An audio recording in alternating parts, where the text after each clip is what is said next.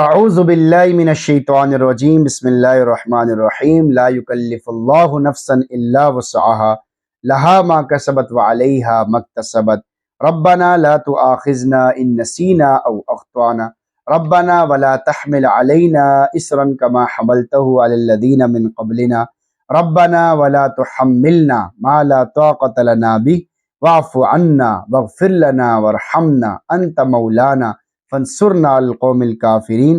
سورۃ البقرہ آیت نمبر 286۔ اہل ایمان کے شبے کا جواب اور ایک خاص دعا کی تلقین۔ لا یکلف اللہ نفسا الا وسعها، اللہ کسی کو اس کی طاقت سے زیادہ تکلیف نہیں دیتا۔ اللہ تعالیٰ کسی شخص کو اس کی طاقت سے زائد کے کام کا حکم نہیں دیتے، یعنی اللہ تعالیٰ کسی شخص کو اس کی طاقت سے زائد کام کا حکم نہیں دیتے۔ اس لیے غیر اختیاری طور پر جو خیالات وسوسے دل میں آ جائیں پھر ان پر کوئی عمل نہ ہو تو وہ سب اللہ کے نزدیک معاف ہیں۔ حساب مواخذہ صرف ان کاموں پر ہوگا جو اختیار اور ارادے سے کیے جائیں۔ اختیاری اور غیر اختیاری کاموں کی تفصیل، اس کی تفصیل یہ ہے کہ جس طرح انسان کے اعمال افعال جو ہاتھ، سر، آنکھ، زبان وغیرہ سے تعلق رکھتے ہیں جن کو اعمال ظاہرہ کہا جاتا ہے، ان کی دو قسمیں ہیں۔ ایک اختیاری جو ارادے اور اختیار سے کیے جائیں، جیسے ارادے سے بولنا، ارادے سے کسی کو مارنا وغیرہ۔ دوسرے غیر اختیاری جو بلا ارادہ سرزد ہو جائیں، جیسے زبان سے کہنا چاہتا تھا کچھ اور نکل گیا کچھ اور، یا راشے سے بلا اختیار ہاتھ کی حرکت ہوئی، اس سے کسی کو تکلیف پہنچ گئی۔ اس میں سب کو معلوم ہے کہ حساب و کتاب، جزا، سزا افعال اختیاریہ کے ساتھ مخصوص ہے۔ افعال غیر اختیاریہ کا نہ انسان مکلف ہے، نہ اس پر اس کو ثواب یا عذاب ہوتا ہے۔ اسی طرح وہ افعال جن کا تعلق دل کے ساتھ ہے ان کی بھی دو قسمیں ہیں۔ ایک اختیاری جیسے کفر، شرک کا عقیدہ جس کو قصد اختیار کے ساتھ دل میں جمایا ہو، یا سوچ سمجھ کر ارادے کے ساتھ اپنے آپ کو بڑا سمجھنا جس کو تکبر کہا جاتا ہے، یا پکا ارادہ کرنا کہ شراب پیوں گا وغیرہ۔ دوسرے غیر اختیاری امور مثلا بغیر قصد ارادے کے دل میں کسی برے خیال کا آ جانا، ان میں بھی حساب و کتاب مواخذہ صرف اختیاری افعال پر ہے، غیر اختیاری پر نہیں ہے۔ نکتہ، اپنے نفس کی اصلاح کا طریقہ کار۔ بعض رذائل انسان کے ظاہر سے تعلق رکھتے ہیں، بری عادتیں۔ بعض رذائل انسان کے باطن، اس کے نفس کے ساتھ تعلق رکھتے ہیں۔ رذائل نفس کا مواخذہ اعمال بدنیہ کے مواخذے سے زیادہ سخت ہے، اور طاقت سے زیادہ آدمی مکلف نہیں ہے۔ تو اگر بندہ اپنی امکانی کوشش کرے، مجاہدہ نفسانی کے ذریعے امراض نفسانی کو دور کرنے کی جد و جہد کوشش کو کام میں لائے اور خواہش نفس کے پیچھے نہ پڑے، رذائل نفس کو دور کرنے کے لیے فقراء اور اہل اللہ کے دامن سے وابستہ ہو جائے تو امید ہے اللہ تعالیٰ اس کے اندرونی معاصی معاف فرما دے گا اور ان پر مواخذہ نہیں کرے گا، کیونکہ طاقت سے زیادہ بندہ مکلف نہیں۔ ممنوعات خداوندی پر کاربند ہونے کی وہ امکانی کوشش کر چکا، لیکن جو شخص اپنے اندرونی عیوب کی طرف توجہ ہی نہ کرے اور رذائل نفس کو دور کرنے کا ارادہ ہی نہ کرے تو وہ یقیناً دوزخ میں جائے گا۔ اپنے رذائل کو دور کرنے کے لیے صوفیاء کرام اور اہل اللہ سے جڑنے کا حکم۔ اس سے ظاہر ہوتا ہے کہ صوفیاء اہل اللہ کے طریقے پر چلنا اور فقراء کے دامن سے وابستہ ہونا اور ان سے اپنی اصلاح تربیت کرانا ایسا ہی فرض ہے جیسے کتاب اللہ کی تلاوت اور اس کے احکام کو سیکھنا فرض ہے۔ لہا ما کسبت وعلیہا ما اکتسبت، اس کو فائدہ بھی اسی کام سے ہوگا جو اپنے ارادے سے کرے، نقصان بھی اسی کام سے ہوگا جو اپنے ارادے سے کرے گا۔ لہذا جو باتیں تمہارے دلوں میں بے اختیار گزرتی ہیں ان پر مواخذہ محاسبہ نہیں ہوگا، اس لیے کہ جس چیز کے ساتھ قصد ارادہ متعلق نہیں اس پر نہ ثواب ہے نہ عذاب۔ البتہ وہ امور رذیلہ جو تم نے اپنے دلوں میں اپنے اختیار سے چھپا رکھے ہوں، جیسے تکبر، حسد، کینہ، حرص، طمع، ریا، نفاق، ان پر محاسبہ بھی ہوگا، مواخذہ بھی ہوگا۔ جو اخلاق پسندیدہ ہیں مثلا اخلاص، صبر، توکل، شکر، قناعت وغیرہ وغیرہ، قیامت کے دن ان پر اجر ملے گا۔ آیت کے نازل ہونے کے بعد صحابہ کی تشفی ہو گئی اور پہلی آیت سن کر جو صدمہ ہوا تھا وہ دور ہو گیا اور خلجان مذکورہ کافور ہو گیا، یعنی انہوں نے سمجھا کہ اب تو ہر بات پہ حساب ہوگا، جو دل میں خیال ہوگا اس کے اوپر بھی حساب ہوگا۔ نکتہ، کسب اور اکتساب میں فرق۔ اللہ رب العزت نے خیر کے لیے کسب اور شر کے لیے اکتساب کے الفاظ اختیار کیے۔ ان کے اختیار کرنے میں یہ نکتہ معلوم ہوتا ہے کہ معاصی کے لیے انسان کو زیادہ اہتمام کرنا پڑتا ہے۔ معاصی کا وقوع اگرچہ سہولت سے ہو جائے مگر شر کے لیے اہتمام زیادہ ہوتا ہے، اور خیر کے لیے اس قدر اہتمام کی ضرورت نہیں، کیونکہ انسان کی اصلی فطرت وہ خیر ہے، جیسا کہ حدیث کل مولود یولد علی الفطرہ سے معلوم ہوتا ہے۔ اور فطریات کے لیے زیادہ اہتمام کی ضرورت نہیں ہوتی، نیز خیر سے مانے کوئی قوی قوت انسان کے لیے نہیں رکھی گئی، اور شر سے مانے ایک قوی قوت اس کے اندر موجود ہے، یعنی عقل خود معاصی سے روکتی ہے، اس لیے معاصی کے بعد انسان کو ندامت بہت زیادہ ہوتی ہے، اس لیے شر کے واسطے اکتساب فرمایا، کیونکہ اکتساب باب تفیل سے ہے، اور اس کی ایک خاصیت تکلف ہے، چونکہ انسان کو گناہ میں اہتمام کرنا پڑتا ہے، اس لیے گناہ کے لیے اکتساب اور نیکی کے لیے کسب کا لفظ استعمال فرمایا گیا۔ خیر کے لیے کسب اور برائی کے لیے اکتساب ذکر کرنے کی دوسری وجہ، اس کی وجہ یہ بھی ہو سکتی ہے کہ خیر اور نیکی میں بہرحال اجر ملتا ہے، چاہے اتفاقاً ہی خیر کا صدور کیوں نہ ہو جائے، جبکہ کسی برائی اور شر میں عذاب اور مواخذہ اس وقت ہوتا ہے جبکہ اپنے اختیار اور ارادے سے کی جائے۔ اس لیے اللہ رب العزت نے خیر کے لیے کسب اور شر کے لیے اکتساب، جو تکلف والا معنی دیتا ہے، ذکر فرمایا۔ نکتہ، ایک اہم سوال کا جواب۔ پیچھے بتایا گیا کہ معاصی اور گناہ کرنا مشکل ہے، نیکی کرنا آسان ہے، مگر آج کل تو اس کا برعکس نظر آ رہا ہے۔ اس کا جواب یہ ہے کہ برائی اور شر میں فی نفسی سہولت نہیں، باقی عام لوگوں کو سہولت اس وجہ سے لگتی ہے کیونکہ انہیں برائی کی عادت پڑ چکی ہے، عادت کے غلبے کی وجہ سے برائی آسان بھی معلوم ہوتی ہے، اچھی بھی لگتی ہے، ورنہ حقیقت میں برائی میں اہتمام بھی کرنا پڑتا ہے۔ خیر میں فی نفسی دشواری نہیں ہے، باقی عام لوگوں کو دشواری اس وجہ سے لگتی ہے کیونکہ نیکی کرنے کی عادت ہی نہیں ہے، عادت نہ ہونے سے اس میں عارضی دشواری ہو جاتی ہے۔ ففہم وتدبر، اچھی طرح سمجھیں اور سوچیں۔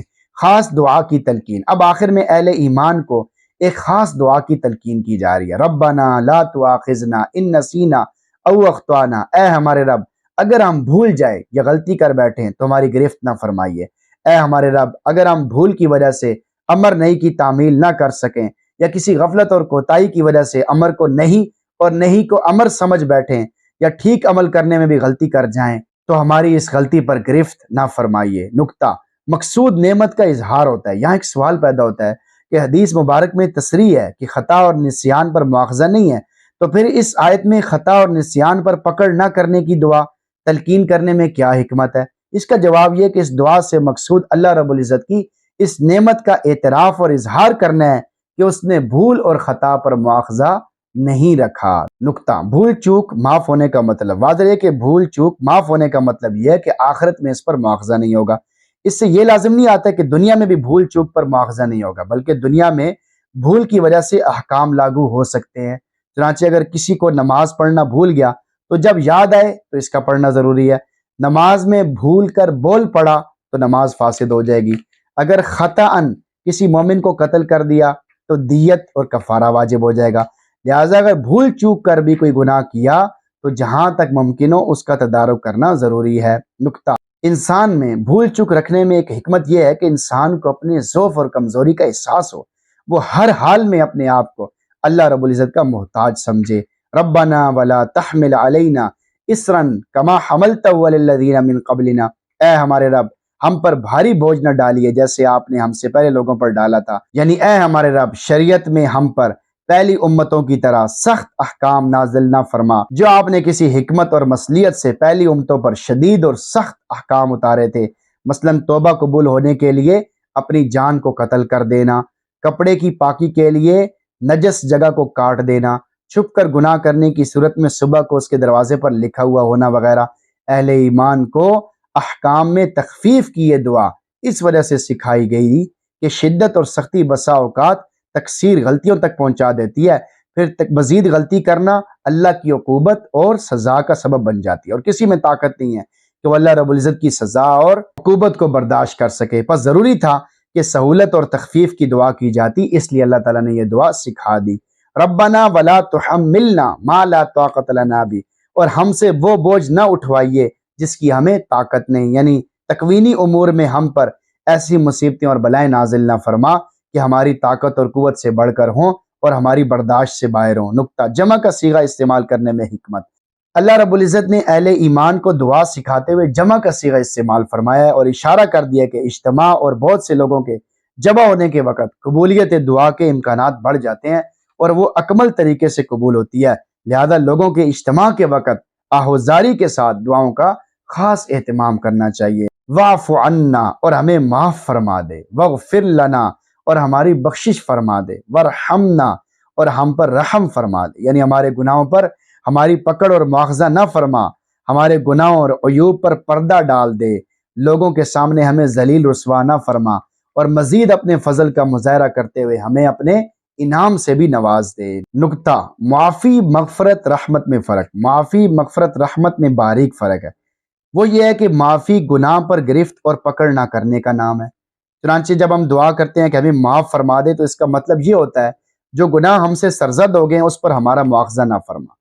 مغفرت گناہ اور نافرمانی کو چھپا دینے اور ان پر پردہ ڈال دینے کا نام ہے۔ جب ہم کہتے ہیں کہ یا اللہ ہماری مغفرت فرما، تو اس کا مطلب یہ ہوتا ہے کہ ہمارے گناہوں کی پردہ پوشی فرما، ہمارے عیوب کو ظاہر کر کے ہمیں ذلیل و رسوا نہ فرما۔ اور رحمت گناہ پر پکڑ نہ کرنے، گناہوں کی پردہ پوشی اور اس کے ساتھ فضل و کرم اور انعام مانگنے کا نام ہے۔ لہذا گناہوں کی معافی کے ساتھ رحمت کے سوال کرنے کا مطلب یہ ہوتا ہے اے اللہ ہمارے گناہوں پر گرفت بھی نہ فرما، ان کی پردہ پوشی بھی کر دے اور ان کے ساتھ ساتھ ہمیں اپنے فضل و انعام سے بھی نواز دے۔ نقطہ، آیت میں تین باتوں کے مقابلے میں ایک خاص ترتیب کے ساتھ آئی ہیں۔ نمبر 1، ربنا لا تواخذنا، اے ہمارے رب تو ہمیں نہ پکڑنا، کے مقابلے میں واعف عنا، ہمیں معاف فرما دے ہے۔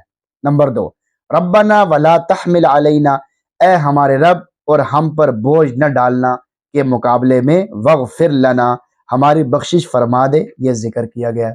نمبر 3، ربنا ولا تحملنا ما لا طاقت لنا بھی، اور اے ہمارے رب ہم سے وہ بوجھ نہ اٹھوا جو ہم اٹھا نہیں سکتے، اس کے مقابلے میں ورحمنا، اور ہم پہ رحم فرما دے، یہ ذکر کیا گیا ہے۔ انت مولانا، آپ ہی ہمارے حامی و ناصر ہیں، فانصرنا علی القوم الکافرین، کافروں کے مقابلے میں ہمیں اپنی خصوصی مدد عطا فرما دیجئے۔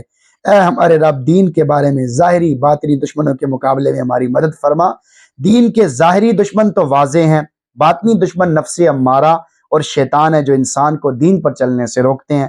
اللہ تعالیٰ نے سورہ بقرہ کے بالکل آخر میں ظاہری باطنی دشمنوں کے مقابلے میں اپنی مدد لینے کا طریقہ سکھا دیا تاکہ میرے بندے دین کے دشمنوں کے ہتھے چڑھ کر اپنی دنیا آخرت خراب نہ کر بیٹھیں۔ نقطہ، قرب الہی حاصل کرنے کا انمول طریقہ، واغفر لنا ورحمنا انت مولانا فانصرنا علی القوم الکافرین، یہ آخری دعا ہے۔ اس سے پہلی دعاؤں میں غور کریں، وہاں لفظ ربنا مذکور ہے، یہاں اس ندا کو حذف کر دیا گیا ہے۔ اس میں راز یہ ہے کہ ندا ہوتی ہے بعد کی حالت میں، دوری کی حالت میں، جبکہ قرب کی حالت میں ندا کو حذف کر دیا جاتا ہے۔